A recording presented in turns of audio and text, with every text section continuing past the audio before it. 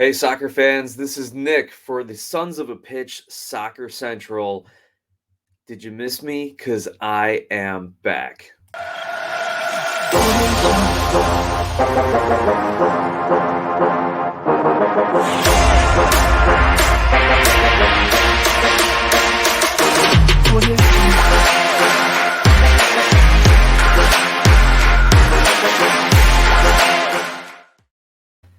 Hey, soccer fans, great to be back with you at Sons of a Pitch Soccer Central. I think the last time I was doing recaps for you and talking with you, we were still Sons of a Pitch, an American soccer podcast. But kudos to Mike, credit to Mike for taking his channel and running with it and making it something that I never thought we could have when we were recording podcast episodes in my garage and Mike's RV. But I am officially back. I will be running the weekly recaps. Mike has brought me in, and I'm thrilled to be here talking soccer with you all again. We are trying a little bit of a new format, so I'm pre-recording these videos Sunday evening, Monday evening after the weekend games. That way we can get you all the good details. I got my notes ready to roll, and we can also, Mike and I, jump on into the chat and kind of better facilitate and interact with everyone during the premiere of the video.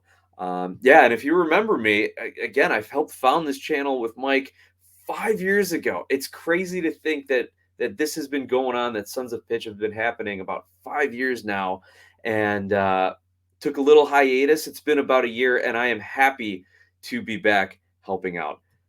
But I got to do my homework here, got to do the housekeeping, right? Be sure to like, subscribe, as well as share the link and keep the conversation going for soccer in America, for Sons of a Pitch, for MLS, for USMNT. Keep the conversation going. Also, make sure you follow along on Twitter at SOP Soccer. And if you like what I do tonight and you like hearing me talk about soccer and if you like interacting with me, then you can also subscribe and follow along on my other channel, Wife Children House, wife.children.house channel over on YouTube. I am doing weekly Chicago Fire recaps as well as some other soccer sketch comedy. If you want to see the Fire recaps, just do a search for Backdraft Chicago Fire Recaps. It's the name of the segment. And you can also connect with me on Twitter at Wife Kids House. Now, you know I do like to talk a lot, those of you who remember me. So let's get right into the action here, talking about all things in, I think, match day 7 already for the MLS. Now, you're going to have to bear with me just a bit as I learn some of this brand new technology that Mike has put in play for us here at Sons of a Pitch Soccer Central. So here we go. The first game of the weekend, Montreal hosting Vancouver and taking care of business 2-1. As I put out on Twitter, thank you for scheduling Montreal and Vancouver together. I get my quota of Canadian soccer all in one game in the first game of the weekend. We got our goal scorers here, Jordy Mihailovic and Ramel Kyoto for Montreal, and Brian White for Vancouver. The star players turned up and found the back of the net for these teams. And Mihailovic doing it in the first minute. And as someone who has been following the Chicago Fire for a few years, I do miss him. I mean, he had the goal and the assist, and the guy just make plays. And for you USMNT fans out there, start the rumor mills now that Jordy might get a call up, even though Greg Berhalter has said he wants to stick with the guys that he has already. Now let's scroll through and look at some of the statistics here. Fairly even possession game, 54-46 in favor of Montreal. But here's where the difference was. Look at those shots.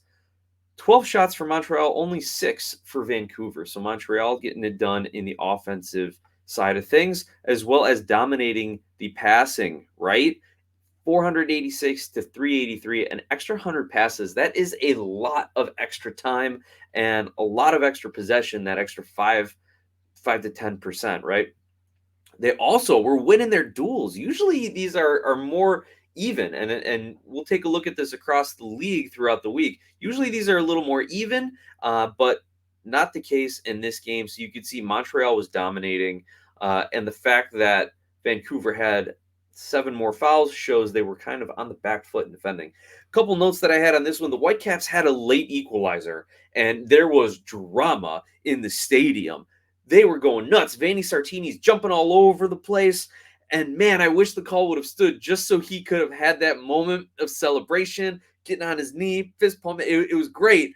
But VAR deemed the play offside, and it was the correct call. But man, it's so fun watching Vanni Sartini get pumped up.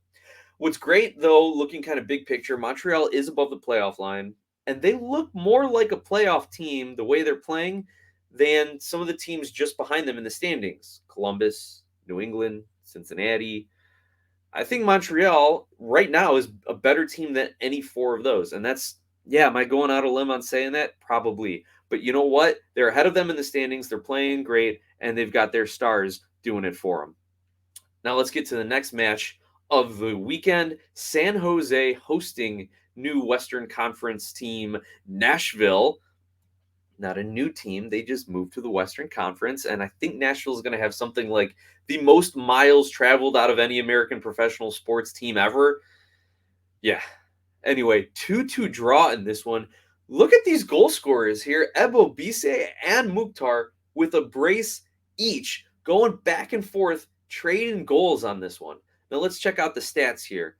Heavy possession for San Jose, 66-34, but we know Nashville does like to play more defensive. Shots and shots on goal.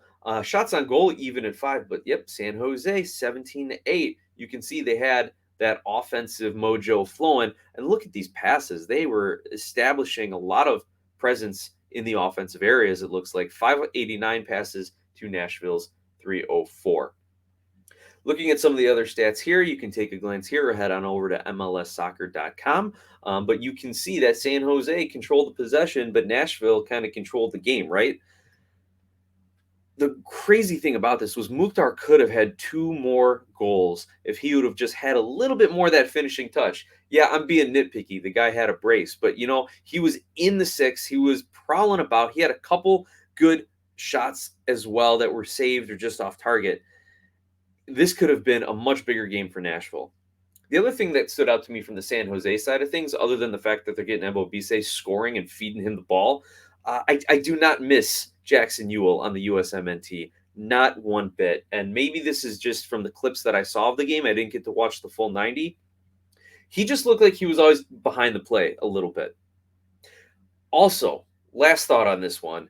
Watching the highlights, man, I felt bad for San Jose goalkeeper JT Marcinkowski. His defense let him down. The aforementioned Mukhtar having a couple more solid opportunities inside the 18, inside the 6. His defense let him down, and he bailed him out on a couple of occasions at least. So, Marcinkowski, good on you to keep this a level game with the teams splitting the points. Let's get to the next match here. Atlanta hosting Cincinnati. Man, did I think Atlanta was going to win this game and use it to kind of get back on track. We know what's going on with Joseph. He is not playing. He messed his knee up again, and you know what? He may be out for an extended period of time. Definitely get on over to MLSsoccer.com and find those articles about Joseph. But here, taking a look at the game breakdowns. Again, Atlanta, heavy possession favorites, dominating the shots. Cincinnati didn't even have a shot on goal. They had 262 passes. That's some of the least amount of passing that I've seen in recent history. And you know what? It didn't matter. They come out of Mercedes-Benz Stadium with a point, a 0-0 draw. Atlanta just seems to be kind of holding on, kind of trying to stay competitive around that playoff line until they can get some extra signings in. But man, it looks like they're starting to break if they can't put away a Cincinnati team. Also, the rumor came out that Atlanta United is interested in U.S. international Matthew Hoppe. I think he was playing, I want to say Valencia, but I don't believe that's it. But his team overseas is fighting a relegation battle. They just signed him for over $5 million in transfer fee. Definitely not Valencia. So why would they get rid of him? But yet it is rumored that Hoppe is getting interest from Atlanta United and at least one other MLS club. And man, he would definitely help the Atlanta attack. Also of note for Atlanta, goalkeeper Brad Guzan goes out in the 71st with an apparent Achilles injury. Hopefully he's okay. My dad tore his Achilles, and man, did it mess him up. Now, my dad did play college soccer and played a lot of rec league soccer after that, so maybe it was just those miles are finally getting to Guzan's Achilles and ankles and feet. But hopefully he comes back and it was just a precautionary move. The other thing, Brandon Vasquez, the hot striker for Cincinnati, hot in the sense that he's scoring goals. Let's make that clear. Cannot find the back of the net in this game. Kind of cooling off the talk of he's got to come in for the next USMNT camp. Again, Berhalter said he's going to stick with the guys he has so he can build better chemistry with them. But hey, Vasquez could not find the net against this Atlanta United team. Moving right along, now we're going to stay in the Western Conference for this next game. Houston draws Portland 0-0. Of note, Teenage Hadebe picks up that red card in the 75th minute. He had a bright start to the season, but unfortunately cannot complete the game due to that red. Now let's take a quick look at the stats on this one, right? We have Houston with only about 45-ish percentage of the possession, Portland being a little bit more dominant in possession, but shots are even at 14, and Houston has a couple more shots on goal. A lot of passing in this game, which is fantastic, and high passing accuracy. I think that's typically where you see the better passing teams, kind of in the mid to upper 80 percentile of passing accuracy. But 12 corners for Portland, and they could not find the back of the net on any one of those set piece plays. That is a little disappointing, without a doubt. However, we look at the duels, Portland dominating the duels and the tackles, and their keeper comes up with a handful of saves here. Now, a couple notes I had on this one. Man, Houston actually missed 2 first-half breakaways, one-on-one with the goalkeeper, Ivicic. Anyway, I'm sure, Rocky, if you're out there, let us know how to pronounce that. But it was great goalkeeping. He did everything he needed to. He waited till the last minute to rush out, cut down the angle, got some hands out there. Great goalkeeping, especially getting a hand on one in the 64th minute to push that shot just off of the far post, to push that point-blank header away. So excellent goalkeeping to preserve a point for Portland. Now, this game was begging for someone to score, right? They were begging for someone with that finishing touch. So many shots should have gone in, but for just a bit more quality. One thing I want to point out here for the Houston Dynamo, Teenage Hadebe, who is this guy, right? Comes in, off-season signing, very unique name. Of course, it's going to perk up a few ears. So I just did a quick look online, and he's a 26-year-old defender from Zimbabwe. So he is in his prime, coming into his prime as a defender. He's actually been playing pro since 2012. Which means, if I can do math right, so he's been playing professional soccer since about the age of 16. And he's played in Zimbabwe, South Africa, and most recently, Turkey. So keep an eye on him. I think he had a great highlight reel goal last week. Definitely has a workhorse, strong motor. Make sure you keep an eye on him, especially you Houston fans get to know this guy really well. One last thought. I didn't even realize Houston had signed former Portland goalkeeper Steve Clark. And he made some great saves for Houston during this match here. So Portland fans, let us know what you think about Clark heading down south, getting over to Houston, putting on the orange, and about his performance in this game today. Let's jump in to the next game. We've got the New York Red Bulls hosting FC Dallas and hosting them to a 0-0 draw. I really thought the Red Bulls were going to get a win on this one. No offense to you, Dallas fans. No offense to you, Texas people, but I really thought the Red Bulls were due for it. They've been kind of coming together. I really thought they were going to get a big win here, especially coming home. They not dominated, but they had most of the possession. 20 shots, 7 on goal. Like, they played really well and created some offensive opportunities. In fact, let's even go further down our stat sheet here, and let's see if we can find the XG on this one. And man, credit to MLSsoccer.com for putting all these advanced stats out here. Yeah, here we go. Red Bull New York, 1.6 expected goals. They should have bagged at least one. Should have come away with 3 points in this one, but unfortunately cannot find the back of the net.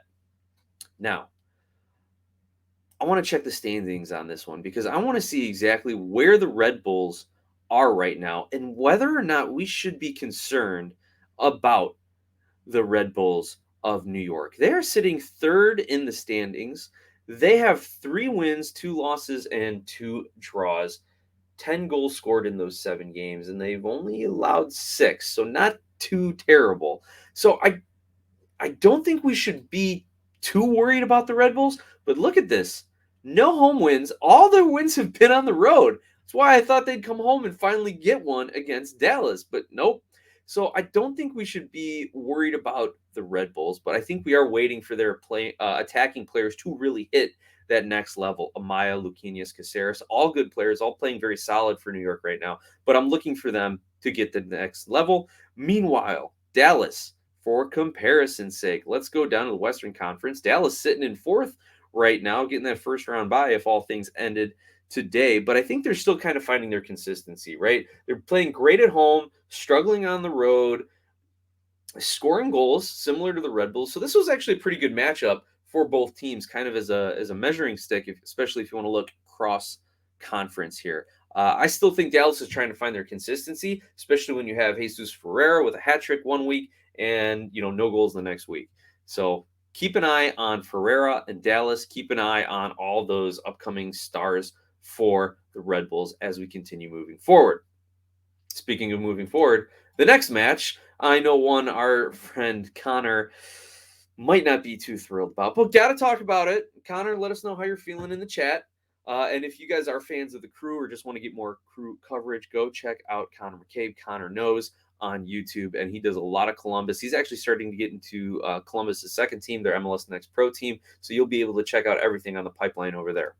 But for this game, Columbus hosting Orlando and losing to Orlando by a score of 2-0. Real quick, looking at the stats here, Columbus had the possession, they had the shots, they had the passing accuracy. Did they have the expected goals down here? They did not win the expected goals battle, but they still should have come up with something if you are going to follow the advanced stats, right? But really, the Crew right now are just hard to watch, and they're still starting Miguel Berry over Jesse Zardes. Now, I understand people don't like Zardes. I think that's more of a national team kind of bias than it is a Columbus Crew bias. But you know what? If you're not going to trade Zardes, play him. Play him. They talked about it on MLS Extra Time, the official league podcast. I'm a big fan of Jesse Zardes. You know what you're going to get with him. Berry's kind of coming into the league a little inconsistent. Get Zardes up there or dual striker. Do something, right? You're not scoring goals. You're not winning games. Oh, Columbus. Got to figure it out. Meanwhile, Orlando is finding a nice little groove here, right? Ersan Kara has goals in back-to-back weeks. And even though Pato didn't play this week, you saw his creativity and what he could do to change a game when he played against Chicago last week.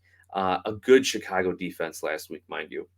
Now, I think Orlando is only going to get better, and they're already sitting pretty high up in the standings in the Eastern Conference, right? Here we go.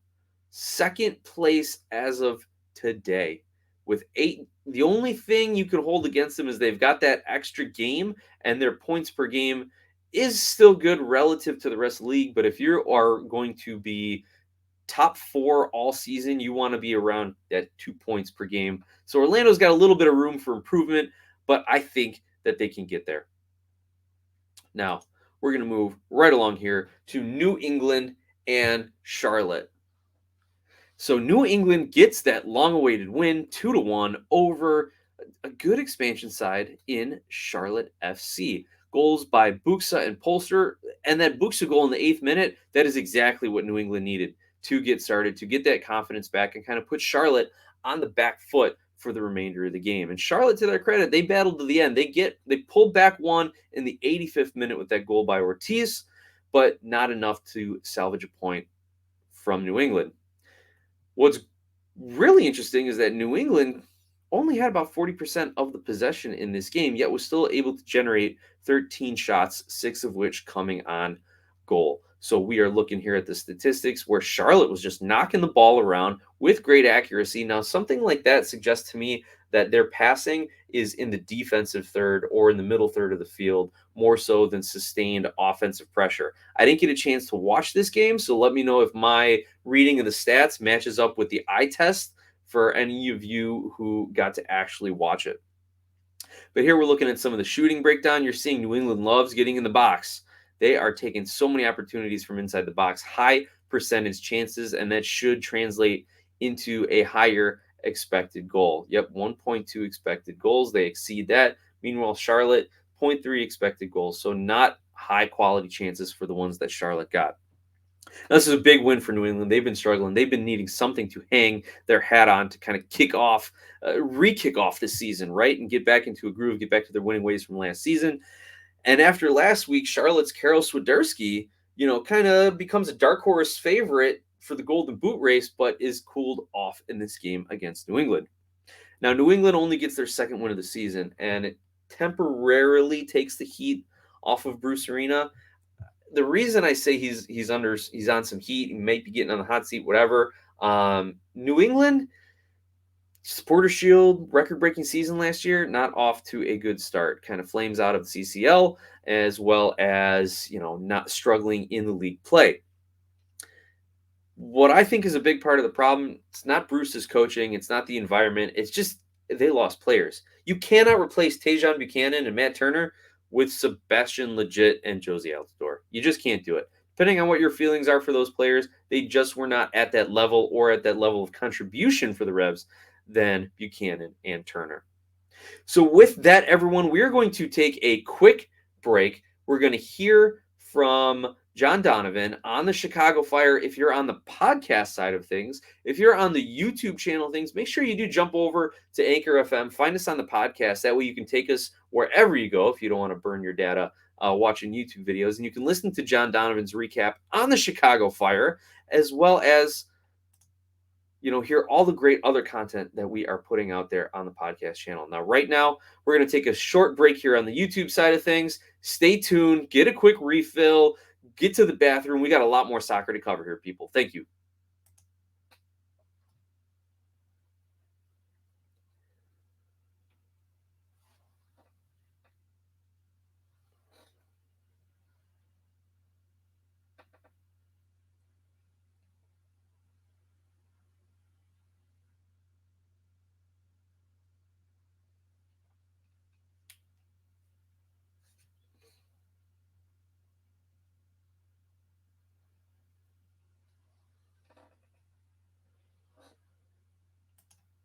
All right, fans, we are back from our break. Thank you again, John, for sending us that clip, all things Chicago Fire. I hope you enjoyed it. I love listening to John's in-depth insight. He actually had played professionally at one point in his life, so he brings a unique perspective, especially as a lifelong Chicago Fire follower. So thanks again, John. Really appreciate that. Now let's get back into some of the other MLS games. One I know Mike was really locked into. You guys had a great watch along. I popped in for a little bit. Toronto FC hosting and defeating the Philadelphia Union 2-1. Goals by Jimenez and Pozuelo. And man, that Pozuelo one was beautiful. I think he danced past at least 4 defenders and probably had some movement before receiving the ball that put him by another 2. So he took 6 defenders and the goalkeeper on en route to that game winner. Philadelphia does get on the board. Julian Carranza in the 34th minute. But again, not enough for Dupe to get a point in this game. Let's take a quick look at some of the stats here, right?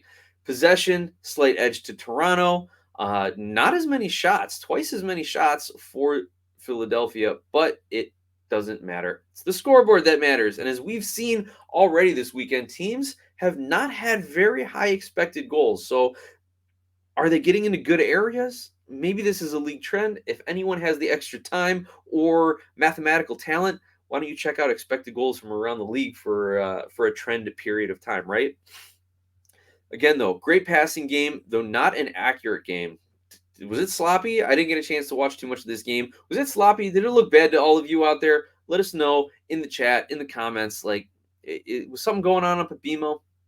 Anyway, 4-1 yellow cards. That's interesting. A lot of yellow cards around the league this week. Let's take a quick look at some of the other advanced stats. Toronto, again, getting into the box. Same with Philly. Really getting into the box. They don't like to shoot from far very often. They like to try and play a lot of passing, inner working, give and go, 1-2 type stuff, getting the ball inside the box, but it just has not been working, at least not been working for Philly in this game.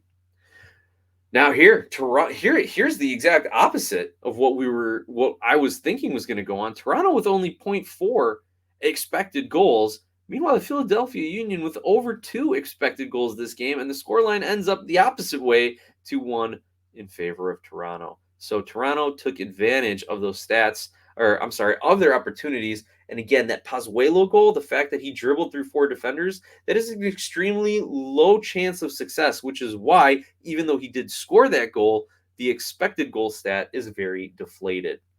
A couple notes I've got on this one. Again, great watch along. Great to see the Reds get another win. Philly, stagnant on offense, and I thought maybe a struggling TFC defense could be the medicine that they needed. One on Philly's goal, though, there were about 6 TFC players in the box to Philly's 3. So they were able to really make the best of a well-defended situation. But man, again, those Toronto goals, beautiful. We talked about Pozuelo's, but Osorio's passing on that first one, fantastic. Keep an eye on him. There's a reason why Canada looks so good right now on the national stage. Also for TFC, keep your eyes on their young player, Nelson. He's a good young talent, but I feel like maybe this is just my recollection, my viewing, or maybe I'm just getting the headlines here. For every great shot or great play he makes offensively, I feel like he like 2 foots a guy or comes in high and like picks up a yellow or possible red. So if he can curb that and keep what he's doing on the offensive end, I think he's going to be a great, great player. Next game on the slate was Chicago and LA. 0-0 draw in Soldier Field. We did not get the Shaqiri Chicharito matchup that we were all hoping for. Shaqiri was held out. Coach's decision, strained calf, tightness in his calf. Again, thank you to John Donovan for providing the full recap as well as kind of a look forward that he usually does for this game. Also, if you want to get into some more statistical analysis, over on my channel, wife.children.house, those backdraft Chicago Fire recaps that I do, we break it down. We even take a look at winger Stanislav Ivanov in some detail because he was catching a lot of flack on social media for a subpar performance. So we take a look and see where he fits in amongst the Chicago team. Now, moving right along, DC thought that they were going to win one at home against Austin, who has been the surprise team of the season, I think. But DC lets it all slip away. I mean, the scoreline right here on this homepage says it all for you, right? Kamara with a first half brace and a first half red card. And then Austin is able in the last 10 minutes of the game to drop 3 and steal a win from DC. So it was Kamara's performance, both for the goal scoring and for the red card, that really got the attention and really was kind of the driving factor in this game. I think his first yellow card was taking his shirt off when he scored one of his goals, and then his other foul, which was deemed by the referee, I think, to be denying an opportunity to advance the ball. You know how Pro is put a point of emphasis on breaking up those attacking motions. So when you see a counterattack go, professional foul, tactical foul, you bring the guy down from the back. Those are like straight yellow cards right now, automatic yellow cards.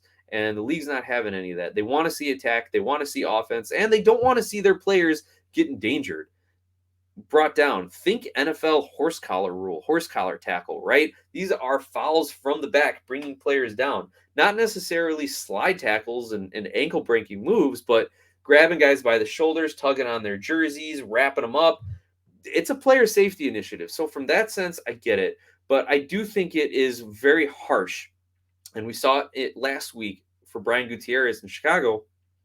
I do think it's very harsh where you kind of like, you do that little joke where you like tap him on the right shoulder and duck around left. Like you do something like that, just enough to throw the guy off. That's a yellow card. I think the league's got to take a closer look at it. But anyway, that's my officiating rant for right now. Let's get back to DC and Austin. As you can see, Austin controlled the game. Look at all the green. Look at all those green bars on this bar graph here. Possession, shots on goal, passing accuracy, total passes. They ended up taking control of this game in the second half, right? And let's take a look here we see those possession intervals. Yep, here we go. You can see that second half was all Austin, and they finally break through in the 80th minute and then score again in the 85th and in the 90th. Now, look at those expected goals. We finally had some goal scoring this week in MLS, right? A 5-goal exciting match. Austin gets the win. I gotta say, as far as Austin, like I love watching Maxi Urruti play, like because he's always about to do something probably spectacular, either spectacularly great or spectacularly failing. But he didn't actually get on the score sheet here. It was such a team effort from an offensive perspective, and I love that that's how they're developing the identity. And this is a very much a rallying cry game for them when they are 3-4 weeks on in the season or getting ready in a playoff game or the doldrums of MLS summer, and they're down, they're not feeling it. They can point to this game and say, we came back and hung 3 on a good team away in the last 10 minutes of the game to win it. We can overcome whatever situation's in front of us. So this is a huge moral and soccer victory for Austin. Other thing, you guys want to go back and check these standings out again? Scrolling down. Look at that. LAFC and Austin FC 1 and 2 in the standings. Would you have picked that before? I don't think so. I probably wouldn't have picked half these standings. And if you guys remember me from way back in the day when I was hosting the podcast with Mike and we were just getting started, I could never pick the standings. I was terrible at that. Thank goodness Mike has gotten so much better and does his betting picks and predictions every week. So if you want a preview of what's going to happen next week and who you think is going to win and how you should bet it, definitely subscribe to the channel and tune into Mike's picks and predictions. Now let's get to the last game on Saturday. Minnesota is back on track. Trouncing Colorado 3-1. Dibasi, Ludd, and Dunladi all get on the board for the Loons. Rubio gets the goal for Colorado, but the story here is Bebe Reynoso, 3 assists. When he is just dishing passes like that, dishing dimes. I don't know. Can we say that?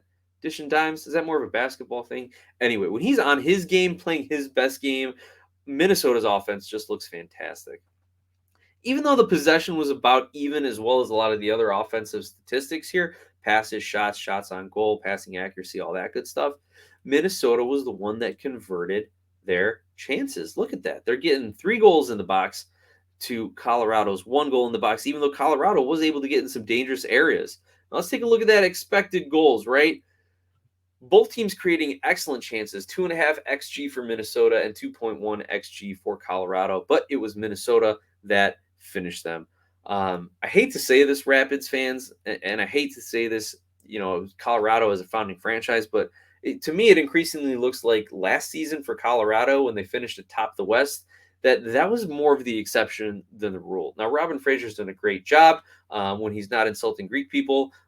He's doing a great job coaching the Colorado Rapids and really creating a great atmosphere and instilling a great soccer culture with them. And his tactics are good, but I just think that maybe they don't have the talent. Maybe they just don't have the caliber of players and DPs like we're seeing some of these other clubs have. But these projects take time, right? Colorado was not good for long stretches of time. It's going to take time for them to be consistently good. All right, everyone. Oh, I'm sorry. Here was the last match of the weekend. I was probably in bed before this match wrapped up. Seattle hosting and losing to Inter Miami. Guys, Inter Miami's got a win streak going here. 2 in a row for the Herons. Yeah, they're the Herons, the Pink Herons. That's it. Yeah. Inter Miami with the goal. Robbie Robinson. Great to see him scoring and getting back into form. Kind of a bit of a letdown for Seattle, but you know what? After taking care of business against NYCFC in the CONCACAF Champions League semifinals, maybe you kind of expect it. You hope you don't have it happen at home, but regardless, a 1-0 loss to an increasingly heating up, better Inter Miami team, desperate Inter Miami team. Maybe not the worst thing in the world. It's a cross-conference game, so they're not dropping as many points to conference opponents.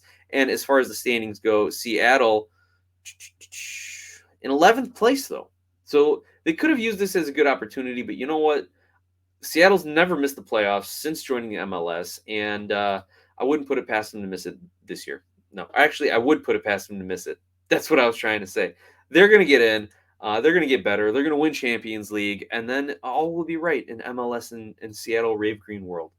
But look at these stats here. Seattle controlled large stretches of this game, 60% possession, 20 shots, but only 3 on goal. which leads me to believe that these were not the best or or just kind of opportunistic shots here, right?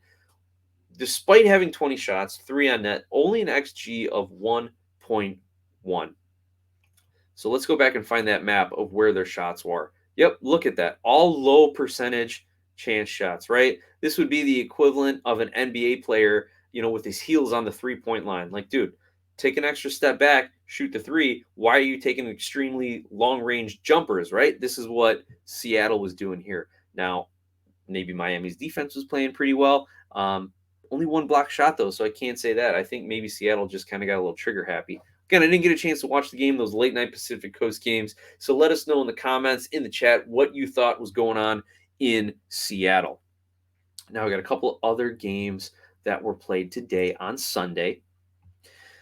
This one was a shock. I mean, I'm not surprised NYCFC beat RSL. I'm not surprised Tati scored, but I am surprised Tati scored 4 en route to a 6-0 victory over Real Salt Lake for the Pigeons of New York. He is back in form. He's back in his Golden Boot race. I don't think he'd had a goal since this season. I don't think Tati has scored this season. If he did, it was only 1. So now he's got 4, 2 of them from the PK spot, 2 of them from open play. When he is feeling good, he is feeling good, and there is not a defense or keeper that can stop him. Just for good measure, Andrade does add 2 more, and this game looked like all New York from the start. Despite the possession numbers, look at the passing. 513 New York passes to 383 from Salt Lake, or 382 from Salt Lake. That is like an average to bad game for a lot of teams. The Chicago game that produced 0 goals, they were in the 300 for passing, 380s for passing too. So Salt Lake, I think maybe New York just ceded some possession at the end. Let's kind of see. Yep, that last 5 minutes of the game, I'm sure that's where RSL probably had a lot of their passes. Now, again, let's go take a look at some of our shots. The XG on this one, wow, New York City, even with 6 goals, outperforming the XG, and RSL underperforming it. Let's see if this gets New York back on track, back to their winning ways that we are all accustomed to seeing. And the final game of the weekend, LAFC beats Kansas City 3-1 out in Los Angeles. And it was interesting, the headline on MLSsoccer.com was LAFC comes back, come from behind victory. Come from behind victory. It was an own goal in the 38th minute, and then they equalized it 6 minutes later. So I wouldn't say LAFC is getting this great come from behind victory, but it was a great win for them nonetheless. Here you go, taking a look at the stats. Fairly even in most categories. Both teams completing a lot of passes in this game, which is probably great and exciting to watch. As you can see, LAFC getting into some dangerous areas, whereas Sporting Kansas City with very, very few opportunities. Checking out the XG again, LAFC making the most of their opportunities, whereas Kansas City had that one, and that was about it. Kudos to LAFC, but I wonder if Kansas City's window has closed. Are they going to be competing for trophies this season? Doesn't look like it. Are they going to be competing for trophies the next 2-3 seasons? I would hesitate to say yes. Now, I've learned never to bet against Peter Vermees, but man, if you remember some of my picks over the last few years for Kansas City to win a trophy, I've also learned never to bet on Peter Vermees and Sporting Kansas City. I am a total betting neutral when it comes to Kansas City. But, go check out Mike's betting picks and predictions. Maybe he can give you a little bit more insight and tell you how to play a Kansas City game. Now, those are all the games from this weekend, everyone.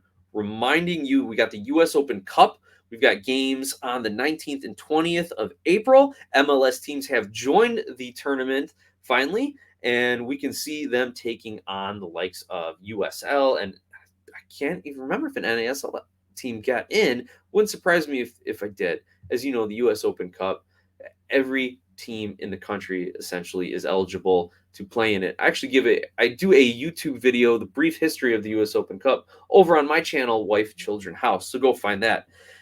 Just some more housekeeping before we go. Gotta leave a tidy house before we leave, right, everyone? Like the video, subscribe to the channel, share the link, continue the conversation, go get some merch. We have been getting pictures from, no joke, all over the world of people wearing Sons of a Pitch Soccer Central t-shirts to games. I think someone sent Mike even a picture from Stamford Bridge, Chelsea Stadium, right?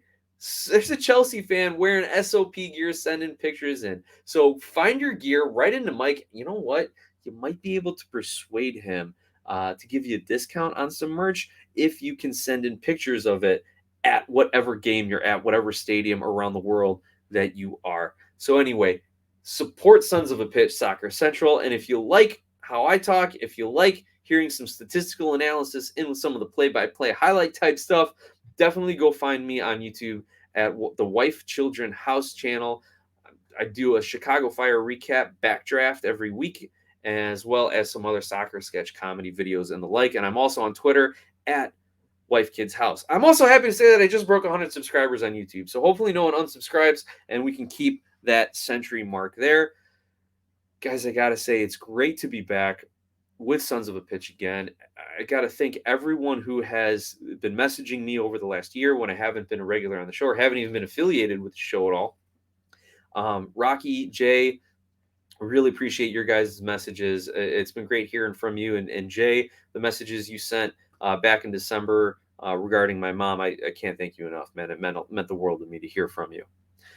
But SOPeeps, great to be back. Looking forward to seeing you all on a weekly basis. Until next week, enjoy the matches, enjoy the matchups. Thanks again, everyone. Great to see you all.